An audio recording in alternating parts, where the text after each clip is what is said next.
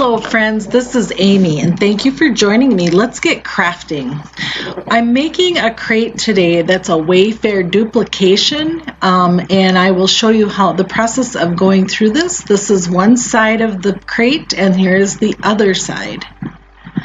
So these are the measurements that I came up with, and I'm using yardsticks. I had 6 pieces that were 14 inches, 6 pieces that were 12 inches, and then so I'm just showing you each of those, and these were all yardsticks that I used, and 4 pieces, and these were 7-inch, and this is the height of the crate.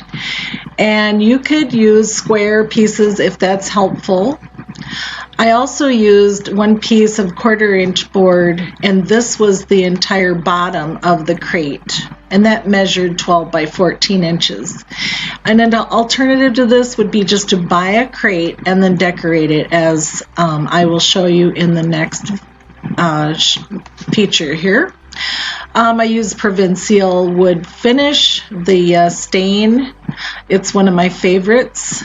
And so I stained both sides of the bottom piece.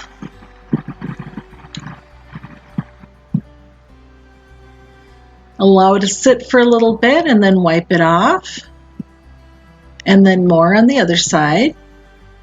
And get your edges. And then on the smaller pieces that are the yardsticks, you're going to want to stain 2 of the longer pieces on both sides and 2 of the shorter pieces on both sides. The rest of them you're going to leave one side blank, and that's actually going to be the side that's going to be on the outside because it'll be painted. And I was just showing you there on my corner pieces, I did leave the bottom of them without being stained because they're going to get glued down. And those are the sides that did not get stained. So here I am just assembling. I'm starting with the very bottom, of course, and these pieces, these are the stained ones on both sides, and they get glued directly on top of that 12 by 14 piece of wood. And I'm using wood glue so it stays intact. And the smaller pieces are going to go on the inside of the longer pieces.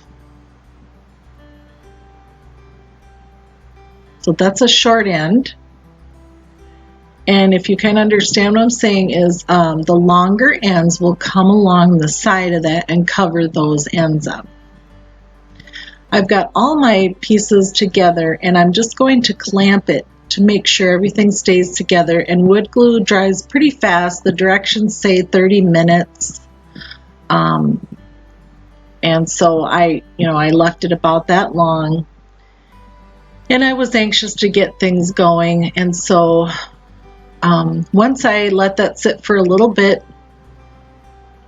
I took off the clamps and then I started with my corner pieces. I'm sorry about my head in the way.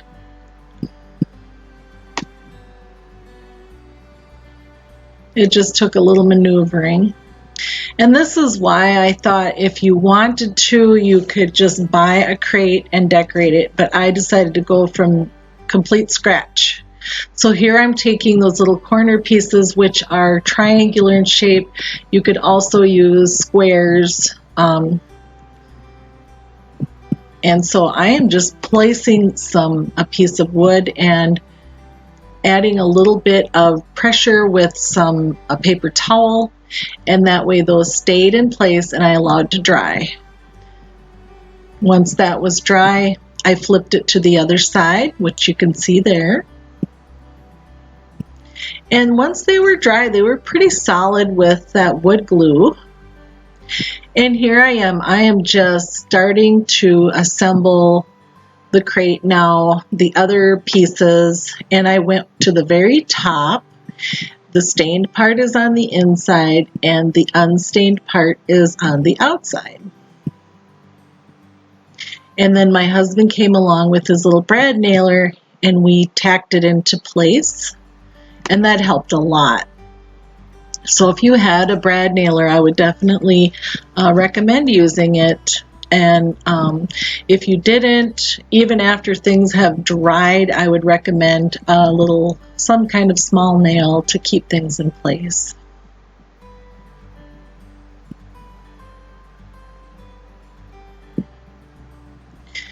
And he is just using the brad nailer as I'm holding things. Things are just kind of fragile right now, so we're just being real careful just to keep things in, to keep it from falling apart.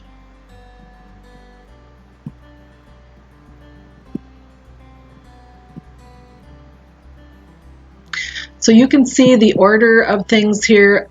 So everything on the inside of this crate is stained. The two top boards are unstained and the bottom one is stained on both sides, obviously.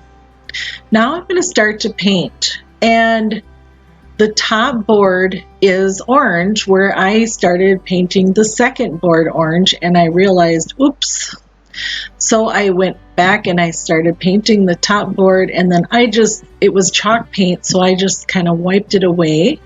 And by the time I got around to it, it covered it fine with this white paint. And so the two colors I used was the Waverly white and the Waverly pumpkin chalk paints. And so here it is, and I'm just letting things dry. I do want to take a minute to acknowledge Yami at the Latina Next Door. She is hosting this collaboration, the Look for Less Challenge. Yami does this challenge every month, and I want to encourage you to check out her channel for quality crafts and home decor and even remodeling of her home. Her channel link will be listed in my description box, as well as the playlist link for this collaboration. Thank you for joining me.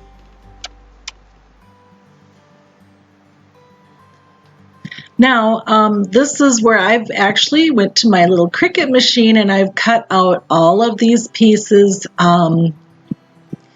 This happened to be the most difficult one to weed. And so it's because of those little lines that are right, that kind of make it look like it's got a little, a shadow behind it.